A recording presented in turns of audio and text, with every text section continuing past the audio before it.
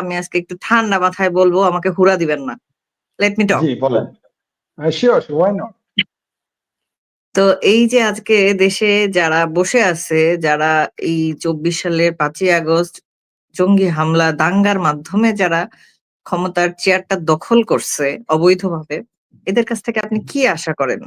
যারা ক্ষমতার চেয়ারে বসার জন্য মানে ষড়যন্ত্র করে, ভিনদেশী একটা দেশের সাথে ষড়যন্ত্র করে তারা স বৈধ এবং সাংবিধানিকভাবে বৈধ সরকারকে উৎখাত করে নিজেরা বসে যায়। পাবলিককে ঘোল খাওয়াইয়া দেয়। ঘোল না তো গু খাওয়াইয়া দেয়।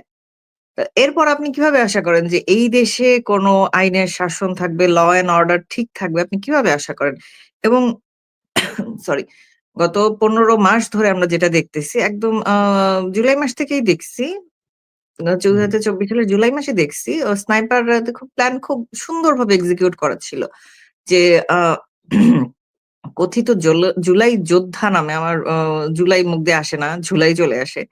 তো ওই ঝুলাই যোদ্ধা যারা ছিল বা স্নাইপারের গুলিতে যারা হেডশট হয়ে এক্সপায়ার হইছে, তাদের মধ্যে কিন্তু আপনি দেখবেন সুন্দরভাবে সনাতন ধর্মেরও বেশ কয়েকজন মেম্বার ঢুকানো হইছে। খুবই প্ল্যান্ড ওয়েতে। আমি আগে কোনো আন্দোলনে কিন্তু এরকমভাবে লক্ষ্য করি নাই যে সনাতন ধর্মের কেউ মারা গেছে এবং তাকে এরকম হাইলাইট করতে। কেন হাইলাইট করছে? যাতে করে এই যে সনাতন ধর্মের লোক ওই আন্দোলনে একাত্মতা ঘোষণা করছে, আওয়ামী লীগের বিরুদ্ধে মাঠে নেমে গেছে, এই ফিলটা বাকি গাধার বাচ্চাগুলারে খাওয়াইতে পারে। তো সেই গাধার বাচ্চারা কি করলো? এইটা খেয়ে ফেললো। খেয়ে প্রিভিলেজড হিন্দুদের যে অংশটা বাংলাদেশে আছে, সবাই তো প্রিভিলেজ না। যেমন আমাদের প্রিভিলেজড মোস্ট মানে talk of the town Anjan Roy এবং দীপক সুমন, এই খানকি চোদাগুলার মতো যারা আছে, এরা তো প্রিভিলেজড। এরা তো সেই ধ্যাদ্দেরা কোনো অজপাড়া গায়ের কোনো মেয়ের যে স্ট্রাগল, একটা হিন্দু মেয়ের যে স্ট্রাগল, সেটা তো তারা বুঝবে না। বুঝতে পারবে? এই যে এরা এই খুলনার পিরোজপুরের কোনো হিন্দু ফ্যামিলি স্ট্রাগল এরা বুঝতে পারবে? আমি এভাবে বললাম কারণ হচ্ছে ওইদিকে মানুষজন বেশিরভাগই মাইগ্রেট করে গেছিল ৪৭ এর সময় বা ৭১ এর সময়।